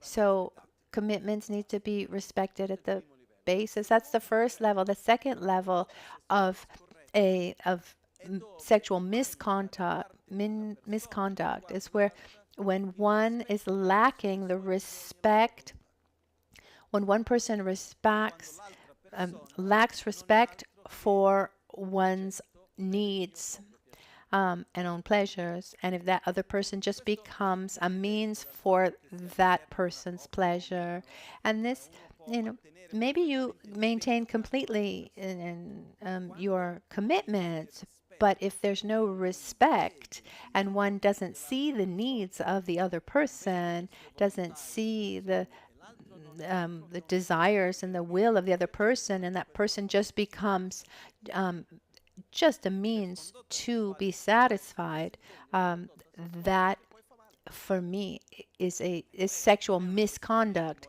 And it's not about morality. It's not going to bring a positive result. That's okay. Now let's close up this this side. No, the point is to live our life in a virtuous way and avoid what is harmful. There are 5 points that Buddha listed. They're quite simple. Do not kill and give value to life. Don't lie and value the truth.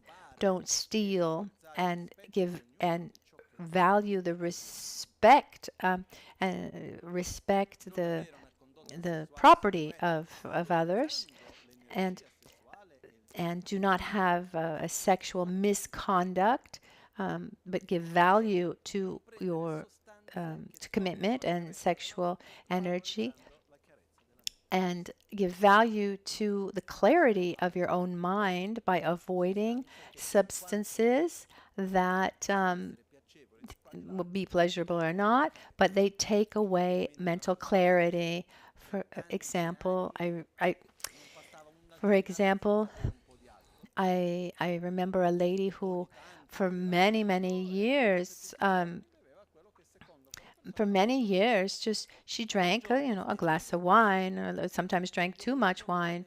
And then one day she came to me and she said, it's a week now that I haven't been drinking any alcohol, and my mind is so clear. I don't remember it ever being this clear.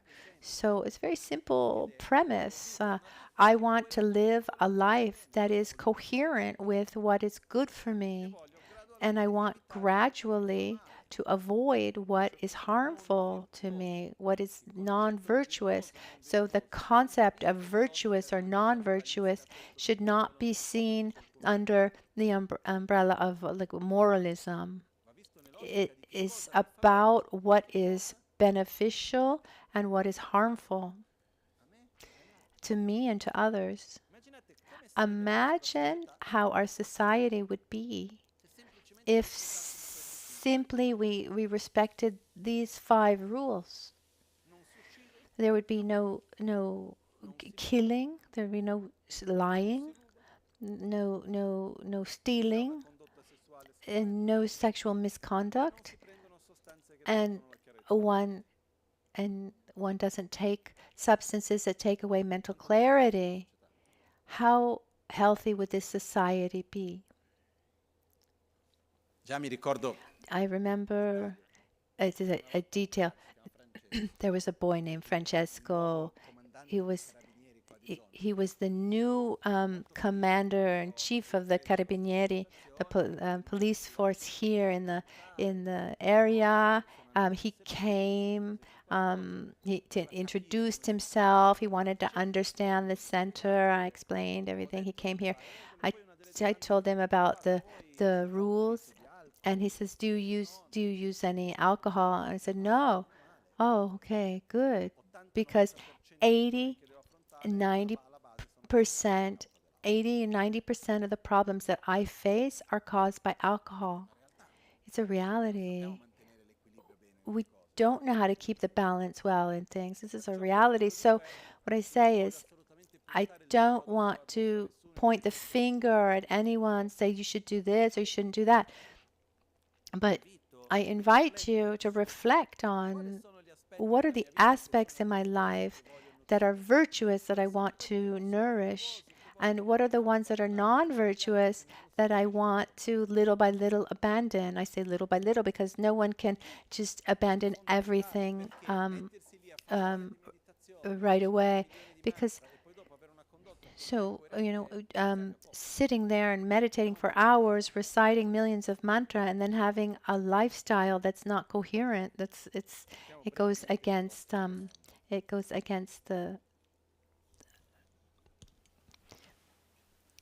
it's counterproductive. È più o meno quello che abbiamo già risposto. It's what we just answered, actually. And also, how should one act to transform one's behavior into virtuous actions? What should we do for our behavior to be virtuous? And let's see what Panchen Losang Chökyi Gyaltsen answers.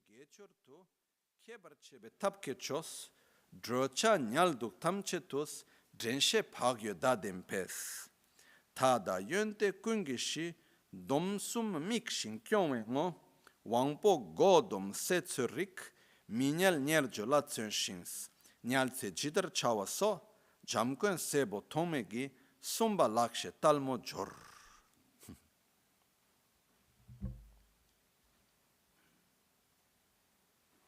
Il metodo più abile, the most skillful method to take all our behavior as a way to practice virtue is to have mindfulness, introspection, and conscientiousness.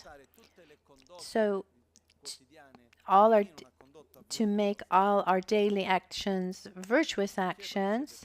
Okay, but so the special method for this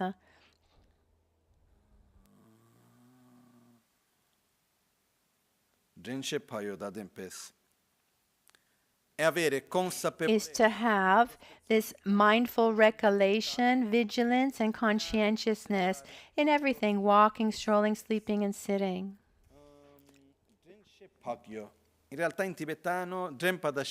In Tibetan, so it's these three aspects, Jempa, Shishing, and Bakyu. So I need to maintain as I'm walking, as I'm sitting, as I'm lying down, as I eat, as I do all my daily actions. I try to keep my presence in that present moment. I'm doing this, I'm doing that. I'm doing this, I am doing this. So being present in what we do and maintain an awareness of our thoughts and our actions. So in the morning, if I generate the idea that I want to practice patience, or today I want to be generous, or today I want to be aware, we take one thing. And then during the day, we need to maintain this ability to remember I need to be patient. So when one sets an objective like that, maybe because there's more awareness, it feels like those are the hardest days. So one keeps that memory. Oh, I don't want to get angry. And also I have this awareness of introspection, of vigilance. And I watch how I'm observing myself. How am I how am I acting? And here we have a new word, which is conscientiousness.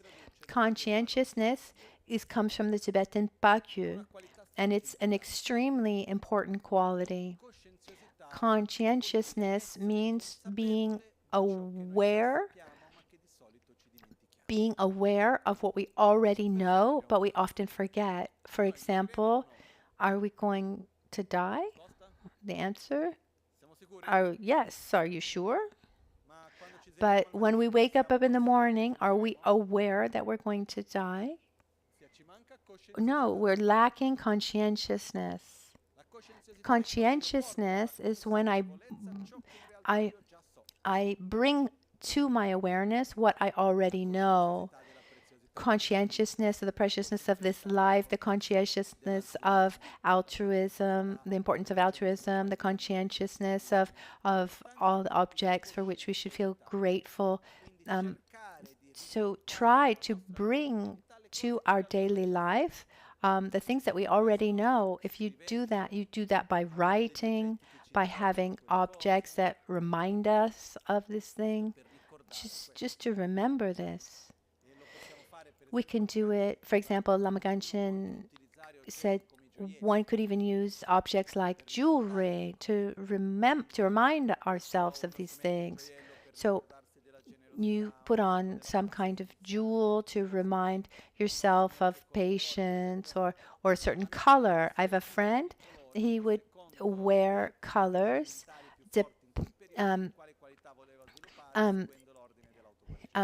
He would follow the order he would follow the order of the Dhyani Buddhas in the self-healing, and he would use the colors to face that mental defilement and try to increase that quality. And if you saw him wearing green, you knew that he was having some trouble with fear or with jealousy, and was trying etc. If we see also monastic robes, they have a symbolism to increase this conscientiousness, what we need to practice, what we need to abandon, etc. So this is really important. So we bring all of our actions to conscientiousness, and in that way, one guards, like one's eye, the 3 vows, which are the foundation of every excellent quality. Based upon that, restrain the sense doors and limit eating. Exert effort in the yoga of not sleeping. So what are the points to live our daily life well? So have this mindful recollection, vigilance, this control, and this conscientiousness in all the time. So don't live moments. Don't live your daily life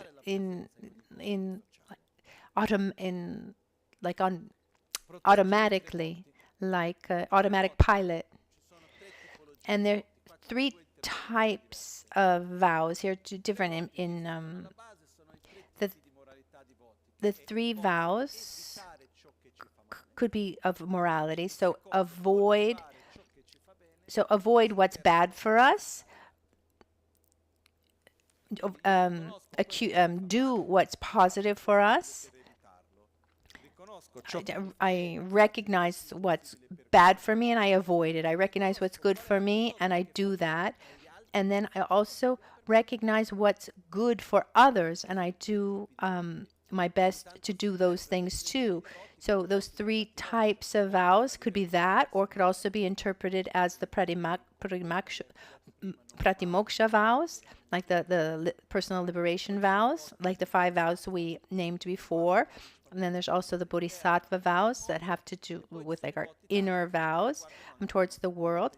And then the tantric vows that have to do with our inner vows towards ourselves and other levels of consciousness.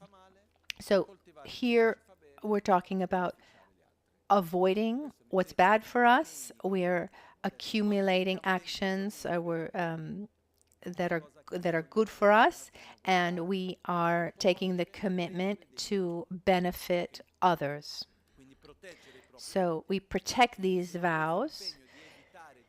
If I've taken the vow to avoid lying, I need to avoid lying. It says protect like one's own eye, because if something comes flying at us, the first thing we try to protect are our own eyes. And similarly, if I in a situation where I want to lie, I protect myself, and I've taken that vow, and I'm going to maintain that vow. And commitments give a direction to our lives. We need to take care of our sense doors. This is very important today. Our sense doors, our eyes, our ears, our nose, our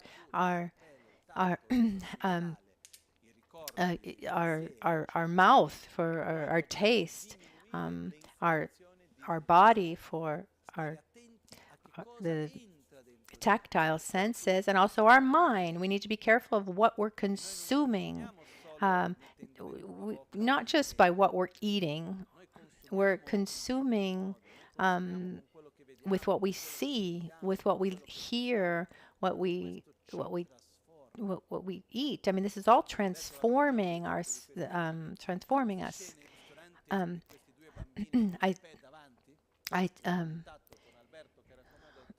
I saw.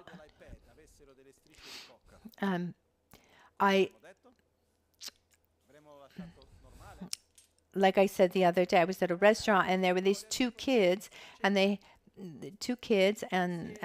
with their parents, and they had 2 iPads. Okay, but I said instead of giving them iPads, what would we think? What would we do if instead of iPads we gave them lines of cocaine or joints of marijuana? What would we do? We would say that's absolutely, they would be arrested. I mean, it would be so incredibly harmful, but it's not that different. I mean, it's a drug. It's not just what goes into our veins. It's when something, if we come into contact with something and it changes our chemical makeup, our chemical balance, that's a drug. So let's be very careful what we're watching, what we listen to, what we touch, and let's use our senses in a virtuous way, the way that I speak, so we protect our sense doors. And we are strongly influenced by everything that comes in through those doors. Limitarsi nel mangiare. Here, so limit eating. It comes from a sutra of Buddha. Eat what's necessary, because when we eat more than what we need, what happens is that we get into a part of our life just is used up to maintain that energy to digest and manage that food, and we also become very attached to food. When we eat, ideally, one should finish one's meal with a little bit of hunger still. It said that we should divide our stomach into 4 parts: 2 of food, 1 quarter of liquid, and 1 quarter empty. That would be the healthiest way, it said. And something else, it says, exert effort in the yoga of not sleeping, which doesn't mean to not sleep, but it said that we shouldn't sleep during in 2 specific moments. In the first part of the day and the first part of the night. So one should theoretically wake up just before dawn or at dawn and go to sleep just a little bit after sunset. This is the healthiest way. Now, I'm not going to get into details, but this is the healthiest way. I mean, this has been a problem forever. I mean, because otherwise, Panchen Losang Chökyi Gyaltsen wouldn't talk about this. The energy in the morning is different from the one in the evening, and there are 2 Nobel Prize researchers. They made a kind of cellular watch. So on a very, very subtle level of our body, they saw this kind of inner watch that goes together with the sun. And if you don't respect that cycle, one gets sick. One could sleep every day 8 hours, but after a while, I mean, if they're sleeping during the day, they're going to get sick. You need to be sleeping at a certain time of the night. Our certain organs just can't regenerate. If someone always goes to sleep after midnight, there are certain organs that can never regenerate, and that brings fatigue and emotional instability. The time of most mental clarity is the morning, where we give the direction for our day, etc. So here, Panchen Losang Chökyi Gyaltsen says, we should eat what is necessary and really sleep according to a healthy cycle of sleep. I mean, how many of us need to take something to sleep? How many of us have a hard time falling asleep or need to watch something, and so that you just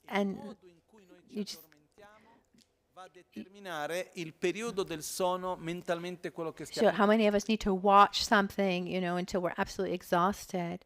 But the way we fall asleep is really going to determine how we sleep. It's very important. And there's also the fact that if we don't allow ourselves to have a deep sleep, we don't let our brain clean and digest our emotions. It's fundamental to sleep deeply. Have a healthy sleep cycle is fundamental. It, and you shouldn't take this lightly. It is really, really important. That's why here, Panchen Losang Chökyi Gyaltsen reminds us to go to sleep early and wake up early. And also our ancestors, they knew this. Here in Italy, for example, our grandparents, if someone was sleeping late in the morning, what would they say? Oh, you're such a good boy. No. I remember once I was in India and my master Khen Lakpala, and it was Tuesday. It was my free day, and I loved sleeping in the morning. Because during the other days I had to wake up like at 5:30, very early, and I was sleeping, and I was like, "Oh, how beautiful is sleeping!" And there was Ken Lakpa it was pounding at the door. Wake up! It's 11 o'clock. I thought, "Oh, I'm so ashamed. I'm so ashamed." And I got up, and I went to see, and it was like 7 o'clock in the morning. And he would wake up every morning at 4. Actually, he would get up at 3 o'clock in the morning.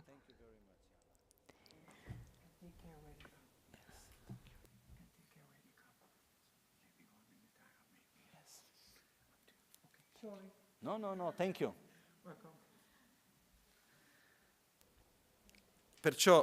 So it's very important for us to sleep well. So he would wake up every morning at 3 o'clock, and then he would meditate until 6.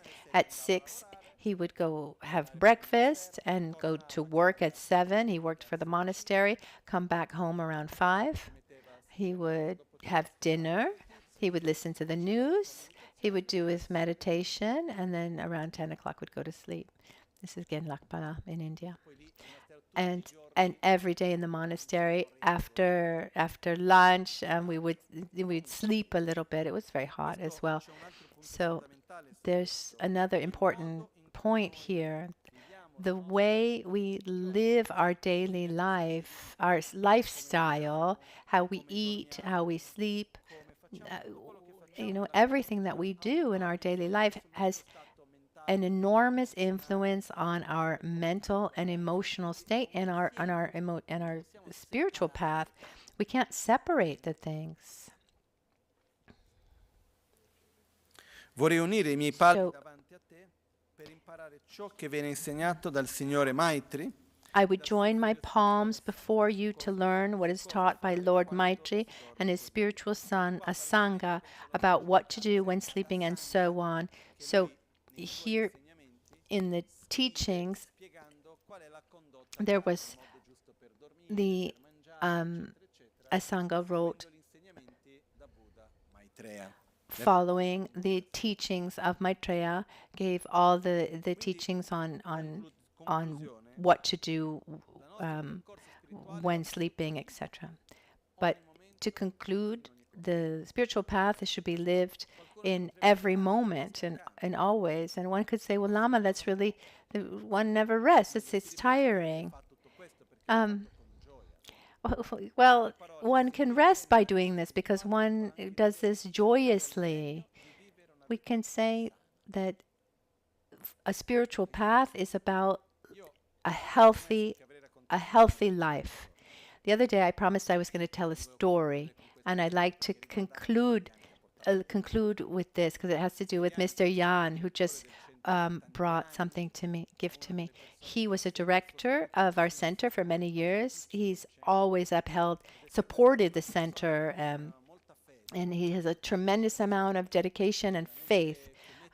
He puts a tremendous amount of energy into something, and he just never stops. And if this center is what it is today, it's because Mr. Yan has given and continues to give. One day, it was winter. We didn't have this new road. The only road to the center was this very a very steep road towards Arezzo, and it had snowed, and he had a 4x4, and it had snowed a lot, and so he had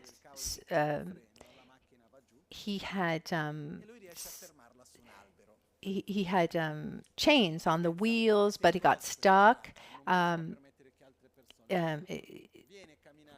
And so his car got stuck, and he said, "No, this is too dangerous." And he put a big sign and to say, "No, road closed." And so he's walking down, and he had the sign, plastified sign, and he had some nails. No, he had actually little tacks in his mouth, and he was hanging up this sign, and then he hears a car coming, and he got startled, and he accidentally swallowed this this tack, and instead of going to to calling an ambulance, he went to the Gompa, which is where the restaurant is now, and Lama Genshin was giving teachings, and it was stuck in his throat. So he said, "I have tack stuck in my throat." And so at this moment, Anna Vot arrived. Remember, I said that Anna Vot always comes at the right moment, bringing auspicious things. And she brought like about 12 bananas from Switzerland. In the winter, I have no idea. Anyway, in that moment, she brings these bananas. It's not even something that Lama Genshin normally would eat. And he said, "Perfect." So he starts giving Mr. Yan bananas to eat. Like he ate about 12 bananas until he ate all these bananas, and then he gave him about a liter of olive oil with spicy chili peppers. So the chili pepper and the oil with the banana mix. I mean, this all happened in front of everyone. And then he left, and he was fine. He never had problems, so he was protected by the banana, and then the oil, the pepperoncino helped it all go on. I always said if it had been me, I would have gone to the hospital. So these are these things. I mean, don't do this at home. Don't do this at home. But it's an example of it's very beautiful example. Mr. Yan was he never doubted what Rinpoche had to say. And when you go together and there's trust, this is a very, very special power. So this was just a little story that I wanted to share, one of the stories of our center. But it also represents, this time when the center began, Rinpoche gave the direction and gave direction to people. People had total faith, and they just went. And so I invite you now, let's put that same energy and determination and strength into living our life in a virtuous way. And if we can live our daily life virtuously, then it is the foundation, the basis to meditate. If we try to meditate without having created this kind of basis, it's not going to be successful. Now it's time for our dedications.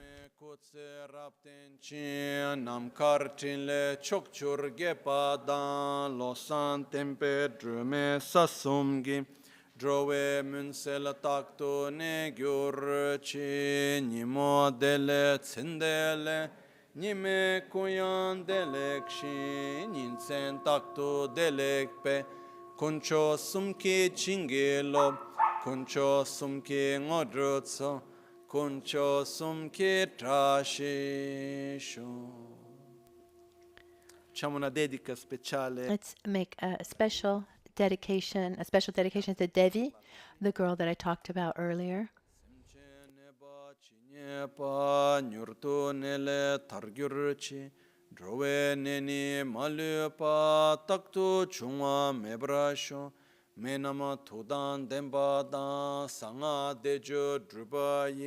Kandro simbo la sopa ninje semdan dengyuruchi chonama kuina ludan sema dunga neba chinyepa teda dagi sonam ki dega gyatso to parashon.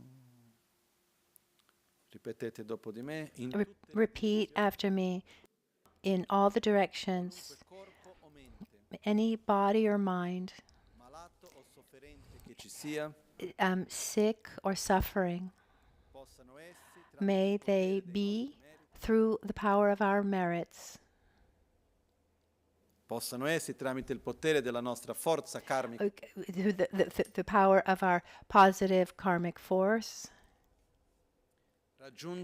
reach an ocean of happiness and well-being. Yangpe gyalkama thamche tu mingne chungne sesir temba dang maktru muge gwenba kunshi shi tseri neme deki demparasho. Faccio una traduzione improvvisata. Here's an improvised translation.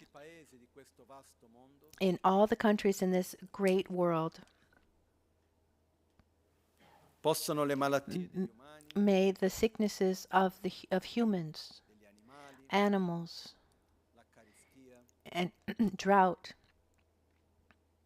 le calamità naturali, and natural disasters, social conflicts, wars, and every form of violence be pacified, and may all beings have a long life, good health, joy and peace.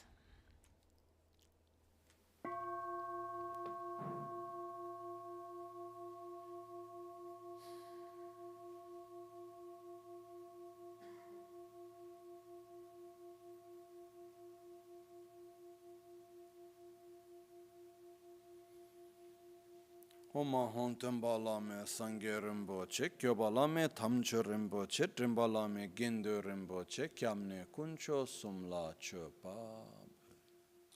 Buon appetito. Have a good lunch. Today, I remind you that today, after lunch, there'll be Lama Caroline. Then we'll all be together to say goodbye to Tsawa Damne Rinpoche, who leaves tomorrow morning very, very early for Mongolia. So I need time now to be with him. But tomorrow and the day after tomorrow, we can be together. If somebody's leaving today, you can come for a quick quick greeting. Otherwise, we'll see you later.